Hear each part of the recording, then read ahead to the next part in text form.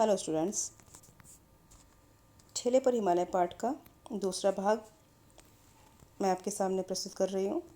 हमने कहाँ तक पढ़ा था कि लेखक बर्फ़ की एक पान की दुकान पर बैठे हैं और वहाँ एक ठेले पर बर्फ़ की सिल्लियाँ निकली, तो उन्हें इस निबंध का शीर्षक सूझा कि ठेले पर हिमालय, और उन्होंने इस निबंध का शीर्षक रख दिया ठेले पर हिमालय। और अचानक उन्हें अपनी फिर वो यात्रा याद आ गई जहाँ वो कोसानी बर्फ़ देखने गए हुए थे। ठीक है, तो वो कोसानी पहुँचे तो उनका मन दुखी था। उसके बाद जैसे ही वो बस से उतरे तो उनका मन बहुत खुश हो गया, क्योंकि उन्होंने इतनी खूबसूरत वादी देखी, खूबसूरत घाटी देखी।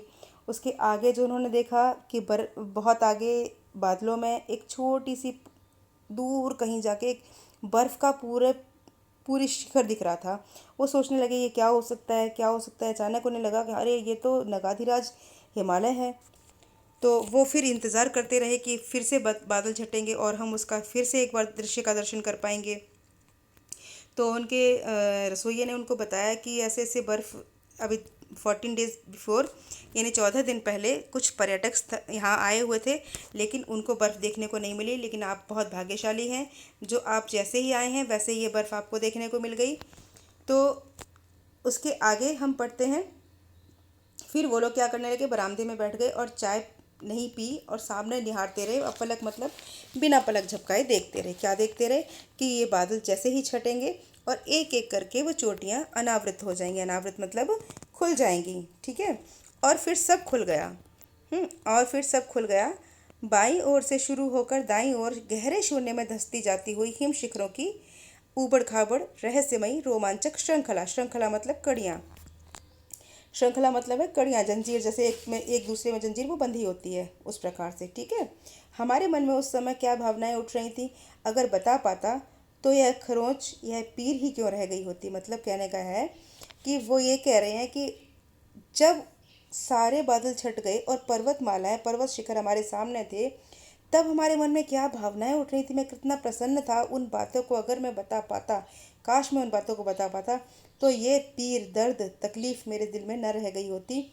सिर्फ एक धुंधला सा संवेदन इसका अवश्य था कि जैसे बर्फ की सिल के सामने खड़े होने पर मुंह पर ठंडी ठंडी भाप लगती है, वैसे ही हिमालय की शीतलता माथे को छू रही थी। मतलब जैसे आप बर्फ़ की बड़ी बड़ी सिल्लियों के सामने खड़े हो जाओ और ठंडी ठंडी भाप आपको लगती है, आप फ्रिज खोलकर भी खड़े हो जाते तो आपको लगता है ना हल्का हल्का ठंडा ठंडा। वैसे ही कह रहे हैं लेखक, मैं वहाँ यह महसूस कर रहा था कि सामने हिमालय पर्वत था और उसकी उस पर चारों तरफ बर्फ़ आच्छादित थी, और उस बर्फ़ की ठंडक मैं अपने चेहरे पर महसूस कर रहा था। मैं अपने माथे पर शीतलता उसकी महसूस कर रहा था। उसके बाद क्या हुआ, सूरज डूबने लगा और धीरे धीरे ग्लेशियरों में पिघला केसर बहने लगा। बर्फ कमल के लाल फूलों में बदलने लगी। सूरज डूबने लगा। देखो बेटा, केसर बहने कैसे लगा, अब मैं आपको इसका समझाती हूँ कि सूरज जो था वो डूबने लगा। डूबता हुआ सूरज सदैव ही लाल रंग का होता है, नारंगी से रंग का होता है। धीरे धीरे ग्लेशियरों में पिघला केसर। जो ग्लेशियर पिघल गए थे, हल्के हल्के बर्फ से पानी बनने लगा था, उन पर जो वो सूर्य की नारंगी छाया पड़ रही थी, तो ऐसा प्रतीत होता था मानो केसर किसी ने पीस करके सारे बर्फ में केसर मिला दिया और केसर पिघल रहा हो, बह रहा हो। ठीक है, ये कवि की कल्पना मात्र है, लेखक की कल्पना मात्र है। बर्फ कमल के लाल फूलों में बदलने लगी। मतलब बर्फ जो थी वो कमल के लाल फूलों में बदलने लगी। जैसे कमल के लाल, जैसे बर्फ ना रह करके वो लाल लाल कमल के फूल बनने लगी। घाटियाँ गहरी पीली हो गईं। अंधेरा होने लगा। घाटियाँ गहरी पीली क्यों हो गई, सूर्य अस्त हो गया तो हल्का हल्का अंधेरा, हल्का हल्का उजाला तो हल्के पीले रंग का सा हो गया।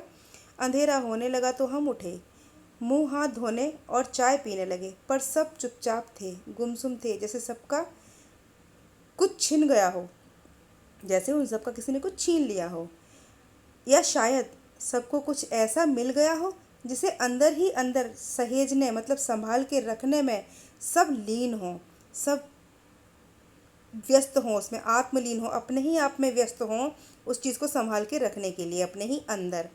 ठीक है, या अपने में डूब गए हों। मतलब लेखक कई सारी बातें बता रहा है कि उसको उस दृश्य को, सुंदर दृश्य को देखने के बाद सभी चुपचाप थे, गुमसुम थे, जैसे सबका सब, जैसे किसी का कुछ छिन गया हो या फिर सब कुछ मिल गया हो। उस मिली हुई वस्तु को अपने ही अंदर समेटने लगे हों, सहेजने लगे हों, ध्यान से रखने लगे हों, अपने आप में ही लीन थे, अपने आप में ही डूब गए थे। ठीक है। दूसरे दिन क्या हुआ? दूसरे दिन घाटी में उतरकर मीलों चलकर हम बैजनाथ पहुँचे। बैजनाथ धाम जो है वहाँ पहुँचे, जहाँ गोमती नदी बहती है। गोमती की उज्ज्वल जल राशि, उज्ज्वल मतलब पवित्र, स्वच्छ जल राशि। जल राशि मतलब जल मतलब पानी, राशि मतलब बहुत सारा, यानी बहुत असीम वो जल राशि थी जो पानी था। उसमें हिमालय की बर्फीली चोटियों की छाया तैर रही थी। उस नदी में हिमालय की चोटियों की छाया पड़ रही थी, और जब पानी हिल रहा था तो लग रहा था मानो वो चोटियों की छाया तैर रही हो। पता नहीं उन शिखरों पर कब पहुंचूं। इसीलिए उस जल में तैरते हुए हिमालय से जी भरकर भेंटा, उसमें डूबा रहा। मतलब कवि ने, लेखक ने क्या किया, उस गोमती नदी में उतर के वो जो छाया पड़ रही थी ना हिमालय पर्वत की, उस पर उसको खूब पानी में छुआ, पानी में खेला, भेंटा मतलब उससे मिला, उसमें डूबा रहा, बहुत देर तक तैरता रहा उसमें। ठीक है। आज भी उसकी याद आती है तो मन पिरा उठता है। पिरा होना, पीर होना, दर्द होना, मतलब पीर जैसे कहते हैं ना, एक तड़प उठ जाती है। आज भी जब हिमालय की याद आती है, उस पल की याद आती है, तो मन में एक दर्द सी उठ जाता है। कल ठेले पर हिमालय की बात कहकर हंसता हूँ तो वह उस दर्द को भुलाने का ही बहाना है। वे बर्फ़ की ऊंचाइयां बार बार बुलाती हैं मुझे, और हम हैं कि चौराहों पर खड़े ठेले पर लदकर निकलने वाली बर्फ़ को ही देखकर मन बहला लेते हैं।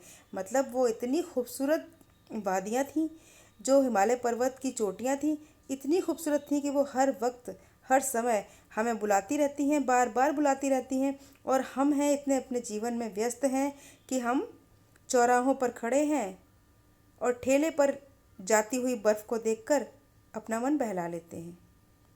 यानी प्रकृति की सुंदरता को देखने हमें अवश्य जाना चाहिए। ठीक है। धर्मवीर भारती जी, ये हमारे लेखक हैं। आपको समझ में आ गया होगा पूरा पाठ। ठीक है। अब आप इनके शब्दार्थ याद कर लें अच्छे से। पूरे पाठ को एक बार ढंग से पढ़ लें, दोनों वीडियो ध्यान से देख लें, तो आपको प्रश्नोत्तर छांटने में आसानी रहेगी। क्लियर? ओके बेटा। अब अभ्यास कार्य में मिलते हैं हम अगले वीडियो में। तब तक के लिए